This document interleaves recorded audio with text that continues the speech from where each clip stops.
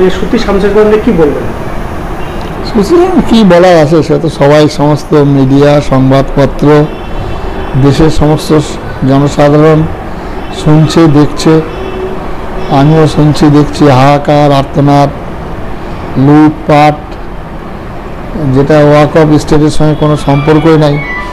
এখানে সব হয়ে যাচ্ছে হিন্দু আর মুসলমান, যেটা আমরা একসঙ্গে ছিলাম। মুর্শিদাবাদে এরকম এনআরসির সময় কিছুটা হয়েছিল, এখন ব্যাপক আকারে হচ্ছে ওয়াকফ স্টেট নিয়ে। আইনটা কি এবং এটা ভালো কি মন্দ, সাধারণ গ্রামের মুসলিম মানুষরা জানে না, অথচ এটাকে নিয়ে হিন্দু মুসলমান হয়ে গ্রামের মধ্যে বিভেদ, বিচ্ছেদ, মারামারি হচ্ছে, খুনোখুনি হচ্ছে, আর মার্ডারও হয়ে গেছে।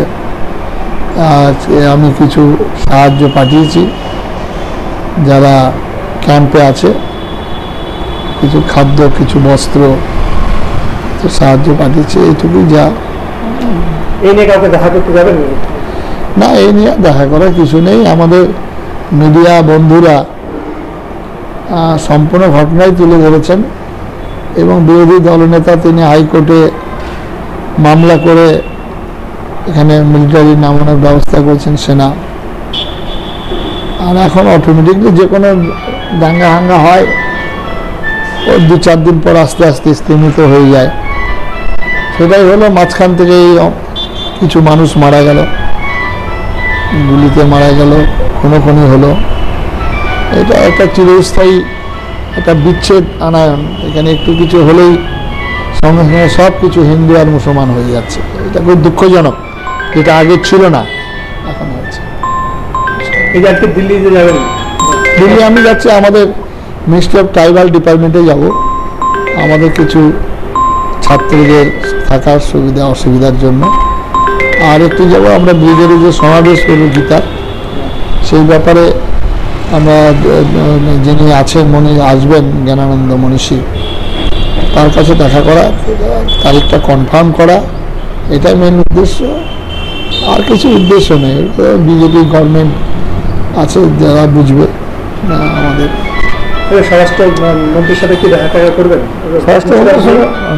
মুর্শিদাবাদ না, এমনি ফোনে আত্মসহায়কের সঙ্গে কথা হচ্ছে। মুর্শিদাবাদে এখন তো বিএসএফ সেনা নেমেছে, সুতরাং এরপরে আর ওনার কথা বলা যাবে না। কথা বলতে গেলে অনেক সময় লাগে, টাইম লাগে। আমাদের খুব তাড়া করে আবার চলে আসবো। মুর্শিদাবাদ থেকে কি বার্তা দেবেন আগামীতে? মুর্শিদাবাদ জনসাধারণ যেমন শান্তিপ্রিয় মানুষ, সহাবস্থান, সেটাই দরকার সব থেকে এখন বর্তমান অবস্থায়। এখন যদি রাজনীতি করতে যায় এ নিয়ে, উভয় সম্প্রদায়ের পক্ষে ক্ষতি হবে। এমনি হিন্দুদের তো মারাত্মক ক্ষতি হয়েই গেছে। যেসব গ্রামগুলো আক্রান্ত হয়েছে, লুটপাট হয়েছে, দোকান বাড়িঘর হয়েছে, আগুন দিয়ে জ্বালিয়ে দিয়েছে, শেষ পর্যন্ত 2 জন মারা গেল, বাবা এবং ছেলে। খুবই স্যাড।